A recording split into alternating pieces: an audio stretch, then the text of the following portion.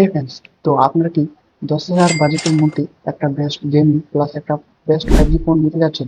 মার্কেটে কিন্তু আপনাদের কাছে অনেক অপশন আছে, কিন্তু যে কোনো ফোনকে ঠিকমতো 5G চালাতে পারবে বা ঠিকমতো যে আপনাদেরকে গেমিং করাতে পারবে না, কখনোই না। তো আমি আপনাদেরকে টপ 5 5G ফোন বলবো 10,000-এর মধ্যে।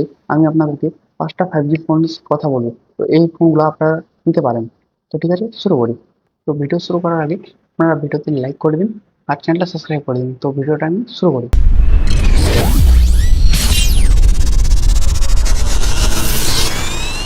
ফার্স্ট নাম্বার যে ফোনটি রয়েছে, তো সেটির নাম হচ্ছে পোকো M6 Pro 5G।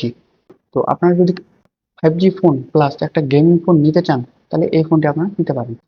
তো পোকো M6 Pro, এই ফোনের আমি স্পেসিফিকেশনের কথা বলি, তো 6.67 inches, 90 Hz display, 50 megapixel AI dual camera, 8 megapixel selfie, Snapdragon 4 Gen 2, 4 nm base, 1000 mAh battery পেয়ে যাবেন।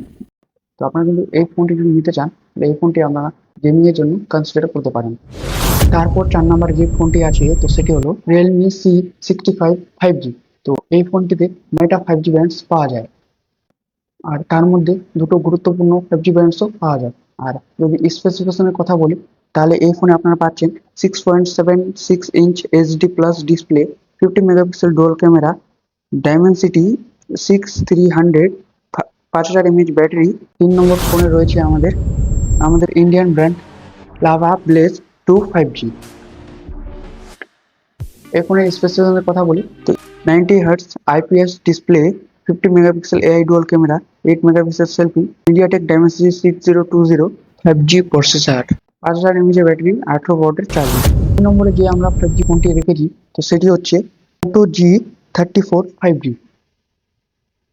এই ফোনের যদি আমি কথা বলি, তো এই ফোনে আপনারা 12টা 5G ব্যান্ডস পেয়ে যাবেন। স্পেসিফিকেশন যদি কথা বলি, তো আপনারা এই ফোনে পেয়ে যাবেন 6.5 inch IPS LCD HD plus display, 50 megapixel dual camera, 60 megapixel selfie, Snapdragon 695। এই প্রসেসরটিকে আন্ডার 10,000-এর মধ্যে পেয়ে যাচ্ছেন। তারপর 5000 mAh ব্যাটারি। 1 নম্বর ফোনে যাওয়ার আগে আপনার ভিডিওতে লাইক করবেন আর চ্যানেলটা সাবস্ক্রাইব করবেন। 1 নম্বর ফোনে আমি রাখছি স্যামসাং এর ফোনটি, স্যামসাং M14 5G।